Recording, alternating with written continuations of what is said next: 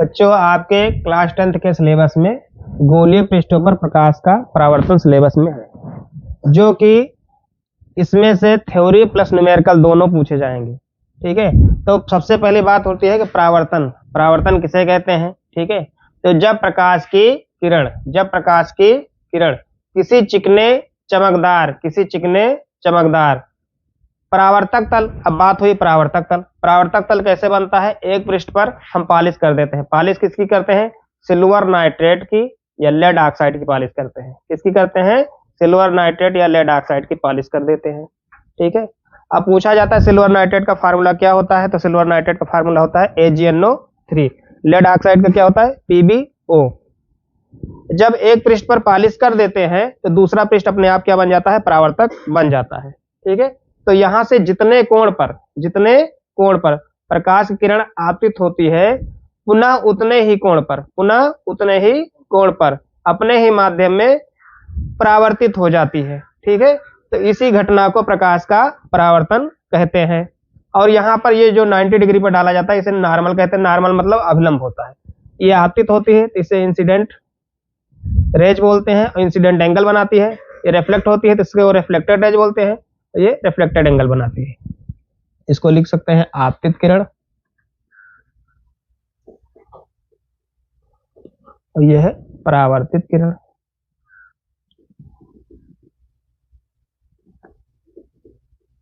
और ये क्या है, पॉलिश किया गया सतह है, पॉलिश की गई सतह को और क्या बोलते हैं, पृष्ठ बोलते हैं। तो यहां से हम परावर्तन समझ पाए। परावर्तन यहाँ पर हमने गोलीय दर्पण के लिए बताया है, हमने समतल दर्पण के लिए नहीं बताया है। तो जब प्रकाश की किरण किसी चिकने चमकदार परावर्तक तल पर आपतित होती है, तो जितने कोण पर आपतित होती है पुनः उतने ही कोण पर अपने ही माध्यम में वापस लौट जाती है। यही घटना प्रकाश का परावर्तन कहलाती है। अब प्रकाश के परावर्तन के नियम भी दो होते हैं, यहां से आपको पता होना चाहिए। पहला नियम है, ठीक है, आपतित किरण आपतन बिंदु पर खींचा गया अभिलंब तथा परावर्तित किरण तीनों एक ही तल में होने चाहिए, अर्थात उस पर एक ही प्लेन पर सब कुछ होना चाहिए। दूसरा, आपतन कोण सदैव परावर्तन कोण के बराबर होना चाहिए। यह तो प्रकाश का परावर्तन हो गया। अब कहते हैं कि गोलीय दर्पण क्या होता है। ठीक है, तो गोलीय दर्पण क्या होता है, जैसे कोई बल्ब है, ठीक है, उसको आराम से कट कर दिया जाए बराबर से, हेमीस्फीयर मतलब आधे पार्ट में कट कर दिया जाए हेमीस्फीयर के रूप में। तो गोलीय दर्पण जो होता है किसी खोखले कांच का कटा हुआ भाग होता है, जिसके एक पृष्ठ पर हम पॉलिश कर देते हैं। और वो पृष्ठ अगर अंदर वाला भी हो सकता है, बाहर वाला भी हो सकता है, दोनों अलग अलग बनेंगे, तो इसलिए दो तरह के हम दर्पण पढ़ेंगे। ठीक है, तो हमें याद रखना है कि किसी एक पृष्ठ पर पॉलिश करेंगे तो दूसरा पृष्ठ अपने आप परावर्तक बन जाएगा। अब गोलीय दर्पण पूछा जाएगा कि कितने प्रकार से होते हैं, तो गोलीय दर्पण मुख्यतः दो प्रकार से होते हैं।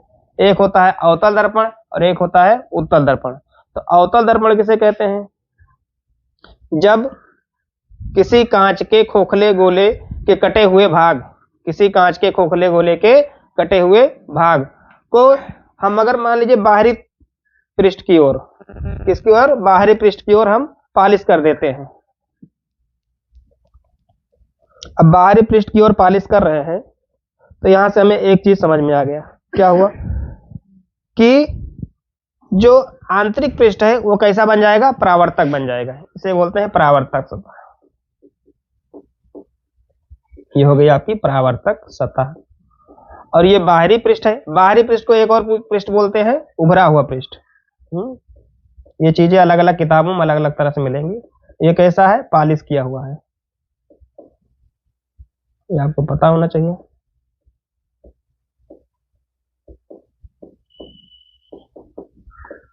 बाहरी पृष्ठ को उभरा हुआ पृष्ठ बोलते हैं और ये आंतरिक पृष्ठ को दबा हुआ पृष्ठ भी बोलते हैं। तो जब किसी कांच के खोखले गोले को हम बाहर की ओर हम पॉलिश कर देते हैं सिल्वर नाइट्रेट या लेड ऑक्साइड से, तो आंतरिक पृष्ठ परावर्तक बन जाता है। तो इस तरह का जो निकाय निर्मित होता है या जो बनता है पूरा, तो इसे क्या बोलते हैं, अवतल दर्पण कहते हैं। ठीक है, अब उत्तल दर्पण की बात हुई, तो उत्तल दर्पण क्या होता है, उत्तल दर्पण इसका जस्ट अपोजिट हो जाएगा, उल्टा। ठीक है, यहाँ पर हमने बाहरी पृष्ठ पर पालिश किया, वहां पर हम आंतरिक पृष्ठ पर पालिश करेंगे।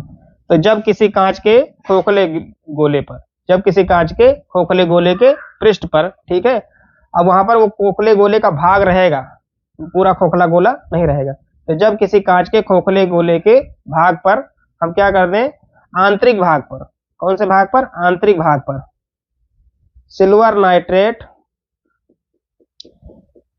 या लेड ऑक्साइड, सिल्वर नाइट्रेट या लेड ऑक्साइड की हम पालिश कर देते हैं, तो इसका बाहरी पृष्ठ या उभरा हुआ पृष्ठ जो होता है वो परावर्तक बन जाता है तथा यह जो है उत्तल दर्पण कहलाता है। इस प्रकार का जो निकाय बनता है यह उत्तल दर्पण कहलाता है। अब यहाँ से कई परिभाषाएं आपके बनती हैं, ठीक है, कि जो दर्पण को दो बराबर भागों में काटता है उस बिंदु को दर्पण का ध्रुव कहते हैं, ठीक है। यहां से आपको दर्पण का ध्रुव हो गया, ठीक है। और जिस कांच के खोखले गोले से इसको काट कर हम बनाए गए हैं तो उसकी जो त्रिज्या होती है ये इसकी वक्रता त्रिज्या कहलाती है। वक्रता त्रिज्या को आपने यहां से R से रिप्रेजेंट करना है, ठीक है। आगे फिर आपको यहां से इसका आधा जो होता है वो फोकस बन जाता है। फोकस आपको यहां से इसका आधा होता है वक्रता त्रिज्या का। तो आपको हमने पढ़ाया हुआ है कि जब किसी दर्पण के मुख्य अक्ष के, ये आपकी वक्रता, यहां से वक्रता केंद्र होता है जो इसका सेंटर होता है, ठीक है। तो जब किसी दर्पण के मुख्य अक्ष के, मुख्य अक्ष किसे कहते हैं, वक्रता केंद्र और ध्रुव को मिलाने वाली रेखा को मुख्य अक्ष कहते हैं। जब किसी दर्पण के मुख्य अक्ष के समांतर कोई रेखा दर्पण पर आपतित होती है तो क्या होता है, वह उसके फोकस से होकर जाती हुई प्रतीत होती है, जाती है, ठीक है। अगर उत्तल दर्पण रहेगा तो प्रतीत होती है और अवतल दर्पण में जाती हुई दिखाई देगी, ठीक है। उसमें आभासी बनेगा, इसमें वास्तविक, ये हो जाता है। अब यहां से हमें इतनी चीजें पता हो गई। बंद करो।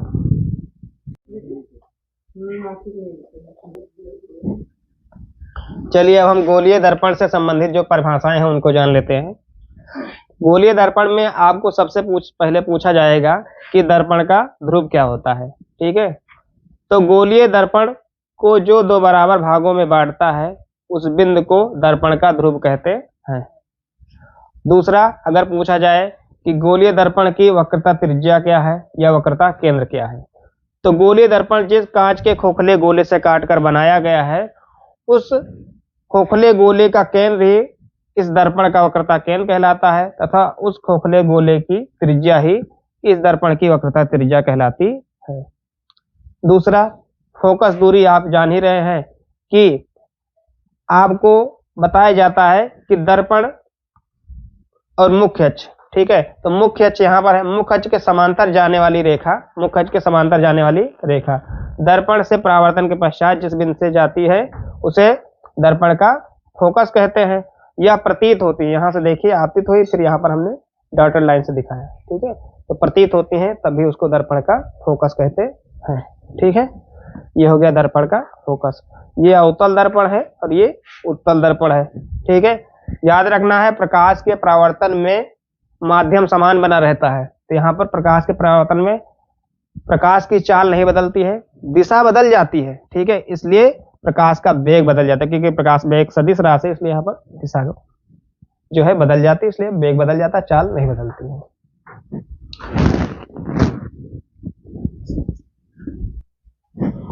अब हम देखेंगे कि जो किरण आरेख का उपयोग से या किरण आरेख के उपयोग से दर्पण द्वारा, जो गोलीय दर्पण है उसके द्वारा कैसे कैसे प्रतिबिंब बनते हैं। तो सबसे पहले हम उनके लिए 3 नियम रखेंगे। तो रूल इसके लिए हमें पता होना चाहिए। 3 रूल स्पेशली हैं, उसमें से कोई 2 विशेष कर लगते हैं, ठीक है। तो पहला नियम है, ठीक है, कि कोई भी अगर गोलीय दर्पण है, एक हम ले रहे हैं समझाने के लिए। तो मान लीजिए ये बाहर की ओर हमने पॉलिश कर दिया है तो आंतरिक भाग परावर्तक हो गया, इसलिए कौन सा हो गया, अवतल दर्पण हो गया, ठीक है। और ये दर्पण को जो बराबर भागों में बांटता है उस बिंदु को दर्पण का ध्रुव कहते हैं। अब यहाँ से आपको पता है कि ये वक्रता केंद्र रहता है, तो यहाँ से यहाँ तक की दूरी त्रिज्या होती है और बीचों बीच में जो होता है उसका फोकस होता है। हाँ, एक चीज याद रखना, फोकस दूरी वक्रता त्रिज्या में बराबर r/2 संबंध होता है, यह बराबर r/2। अब पहला रूल है, अगर कोई किरण मुख्य अक्ष के समांतर जाती है तो दर्पण से परावर्तन के पश्चात वो दर्पण के फोकस से होती हुई जाती है या जाती हुई प्रतीत होती है। अगर हम उत्तल दर्पण में बात करेंगे, पहला नियम तो ये हो गया कि कोई किरण अगर मुख्य अक्ष के समांतर आती है उसके बाद में दर्पण से परावर्तन के पश्चात वो मुख्य फोकस से होकर जाती है। इसका उल्टा, अगर कोई किरण मुख्य फोकस से होकर जाती है, कोई किरण मुख्य फोकस से होकर जाती है तो मुख्य फोकस से होकर जाती है तो दर्पण से परावर्तन के पश्चात वह मुख्य अक्ष के समांतर हो जाती है। आपकी मुख्य अक्ष है तो इसके समांतर हो जाती है। तीसरा नियम है अगर कोई किरण वक्रता केंद्र से हो, कहां से जाए? वक्रता केंद्र से। अगर कोई किरण वक्रता केंद्र से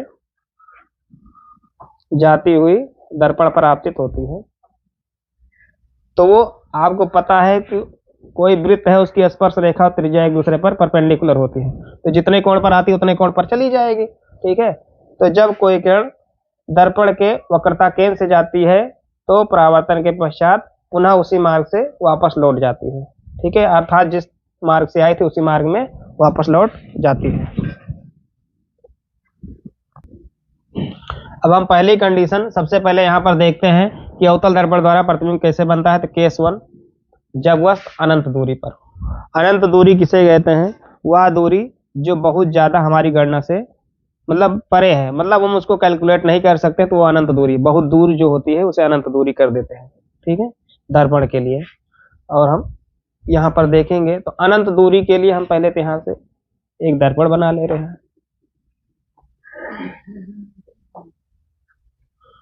दर्पण बनाने के बाद में अगर हम मान लीजिए कोई वस्तु यहाँ पर रखी है बहुत दूर, ठीक है, इनफाइनाइट डिस्टेंस यहाँ से हम मान लीजिए अनंत दूरी।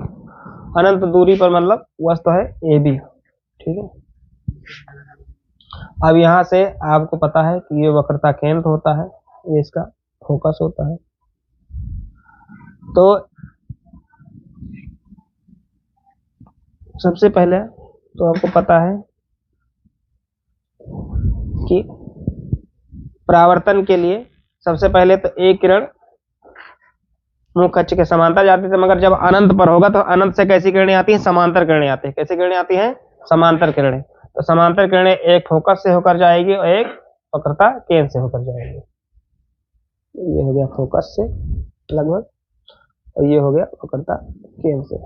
अब फोकस से जो किरण होकर जाती है, ठीक है, वो परावर्तन के पश्चात मुख्य अक्ष के समांतर हो जाती है। मुख्य अक्ष के समांतर हमने बना दिया। ठीक है, और दूसरी आपको पता है जो किरण वक्रता केंद्र से होकर जाती है वो दर्पण से परावर्तन के पश्चात पुनः उसी माध्यम में वापस लौट जाती है। ठीक है, तो यहाँ से जहाँ की ओर काटता, नीचे की ओर काटा तो नीचे की ओर इसे मिला देंगे। ठीक है, और नीचे की ओर काटा तो तीर का निशान नीचे की ओर बना देंगे। ये प्रतिबिंब में भी था तो ए बी की ओर, ए की ओर ऊपर तीर था तो यहाँ पर ए डैश बन जाएगा, ये बी डैश आ गया।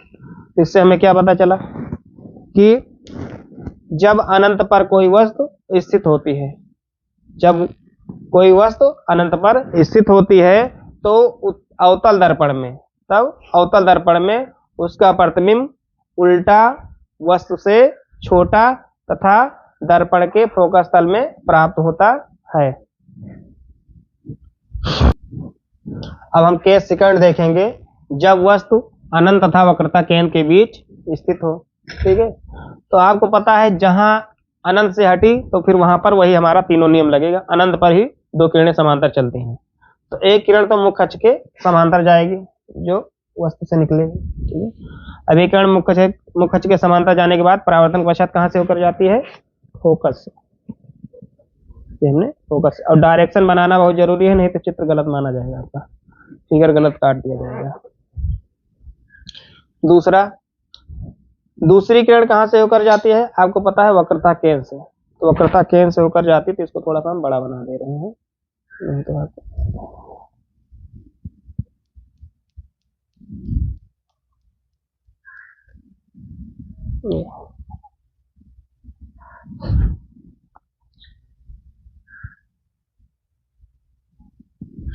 अब वक्रता केंद्र से जो किरण होकर जाती है तो आपको पता है परावर्तन के पश्चात पुनः उसी माध्यम, उसी पथ, अपने ही पथ से लौट आती है, मतलब उसी दिशा में लौट जाती है।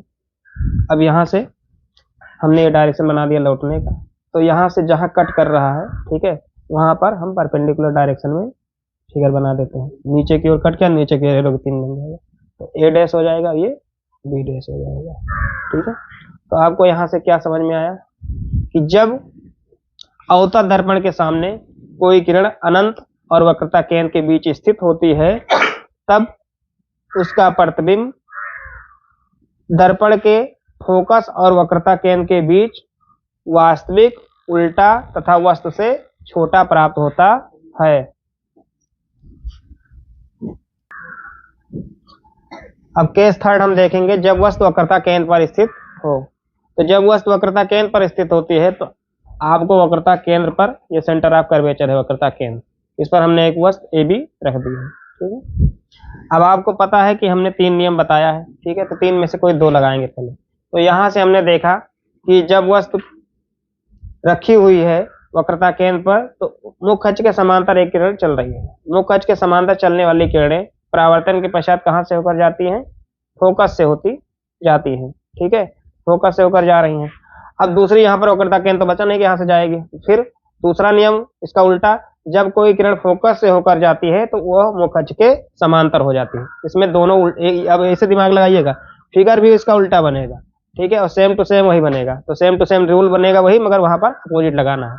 जब कोई किरण मुख्य अक्ष के समांतर जा रही है तो परावर्तन के पश्चात फोकस से होकर जाती है, और जो कोई किरण फोकस से होकर जाती है परावर्तन के पश्चात मुख्य अक्ष के समांतर हो जाती है। ठीक है, तो जहां पर कट करेंगी वहां पर हम मिला देंगे, और यहाँ पर ऊपर की ओर ए था तो यहाँ पर ए डैश, और यहाँ पर नीचे बी तो बी डैश। ठीक है, अब यहाँ से हमें समझ में क्या आया, जब कोई किरण किसी अवतल दर्पण के वक्रता केंद्र पर रखी होती है तो उस वस्तु का प्रतिबिंब उस वस्तु के बराबर, वास्तविक तथा उल्टा वक्रता केंद्र में ही प्राप्त होता है। और उसके बराबर मतलब जितना ये रहेगी इसकी हाइट, उतनी ये हाइट ये रहेगी। तो फिर हम एक बार फिर से देख लेते हैं। अवतल दर्पण के सामने जब कोई वस्तु रखी होती है तो अब वो वस्तु कहाँ पर है? वक्रता केंद्र पर रखी हुई है। तो जब कोई वस्तु वक्रता केंद्र पर रखी होती है तो उसका प्रतिबिंब वास्तविक, उल्टा तथा वस्तु के बराबर वक्रता केंद्र पर प्राप्त होता है। अब हम केस नंबर 4 पढ़ेंगे, जब वस्तु वक्रता केंद्र तथा मुख्य फोकस के बीच स्थित हो। ठीक है, तो ये हो गया आपका मुख्य फोकस और ये हो गया वक्रता केंद्र। इसके बीच हमने वस्तु मान ली ए बी, और इसको ए लिख दिया, यहाँ पर बी। अब आपको पता है कि कोई किरण अगर मुख्य अक्ष के समांतर चलती है, ये क्या है? मुख्य अक्ष है, तो मुख्य अक्ष के समांतर चलती है तो परावर्तन के पश्चात मुख्य फोकस से जाती है। दूसरा, अगर कोई किरण मुख्य फोकस से होकर जाती है तो परावर्तन के पश्चात मुख्य अक्ष के समांतर हो जाती है। जहां पर कट किया है नीचे की ओर कट किया, तो नीचे की ओर हम एरो लगा देंगे और लंबवत दिशा में यहाँ पर हमने वस्तु का प्रतिबिंब बना दिया। तो यहाँ से नीचे एरो है तो ए डैश और ये बी डैश है। तो इससे हमें पता क्या चला कि जब कोई वस्तु दर्पण के वक्रता केंद्र और फोकस के बीच स्थित होती है, ठीक है, तो वस्तु का प्रतिबिंब दर्पण के वक्रता केंद्र तथा अनंत, दर्पण के वक्रता केंद्र तथा अनंत के बीच वास्तविक, उल्टा तथा वस्तु से बड़ा प्राप्त होता है। केस नंबर 5 अब हम देखते हैं, जब वस्तु मुख्य फोकस पर स्थित हो। तो जब वस्तु मुख्य फोकस पर स्थित होती है तो हम मान लेते हैं वस्तु ए बी है। ठीक है, वस्तु ए बी। अब यहां से आप जानते हैं एक किरण मुख्य अक्ष के समांतर चलती है। मुख्य अक्ष के समांतर चलने वाली किरणें परावर्तन के पश्चात फोकस से जाती हैं। ठीक है, दूसरी किरण आप जानते हैं कि दूसरी किरण आपकी जाएगी वक्रता केंद्र से। दूसरी किरण आपकी जाएगी वक्रता केंद्र से। तो वक्रता केंद्र से जो किरण चलती है परावर्तन के पश्चात दर्पण से आप जानते हैं कि पुनः उसी मार्ग से वापस लौट जाती है। ठीक है, तो इस तरह से आपको क्या हुआ कि यहाँ से अनंत पर प्रतिबिंब, क्योंकि समांतर किरणें बन रही हैं और समांतर किरणें जब बनती हैं तो आप जानते हैं, तो इस तरह से जब कोई वस्तु दर्पण के मुख्य फोकस पर रखी होती है तो उसका प्रतिबिंब वास्तविक, उल्टा तथा अनंत पर बहुत बड़ा प्राप्त होता है। करो को ये। अब केस नंबर 6 देखते हैं हम, जब वस्तु मुख्य फोकस तथा ध्रुव के बीच स्थित हो। तो यहाँ पर मुख्य फोकस और ध्रुव के बीच में हमने वस्तु स्थित कर दिया। A B. तो आपको पता है कि एक किरण मुख्य अक्ष के समांतर जाती है और परावर्तन के पश्चात फोकस से जाती है। दूसरी किरण अगर वक्रता केंद्र से जाती है तो परावर्तन के पश्चात पुनः उसी मार्ग में वापस लौट जाती है। यहाँ पर क्या होगा, किरण आपस में लंबाई में मतलब चौड़ाई में बढ़ती चल रही है। फिर इनको पीछे की ओर आगे की ओर बढ़ाते हैं तो इनका प्रतिबिंब क्या होता है, दर्पण के पीछे प्राप्त होता है और आभासी प्राप्त होता है। तो इस प्रकार जब वस्तु दर्पण के फोकस और ध्रुव के बीच स्थित होती है तो दर्पण का प्रतिबिंब वस्तु का प्रतिबिंब दर्पण के पीछे आभासी, सीधा तथा वस्तु से बड़ा प्राप्त होता है। अगला वीडियो आप लोगों को नेक्स्ट पार्ट में मिलेगा जिसमें आप उत्तल दर्पण से संबंधित सभी किरण आरेख समझेंगे।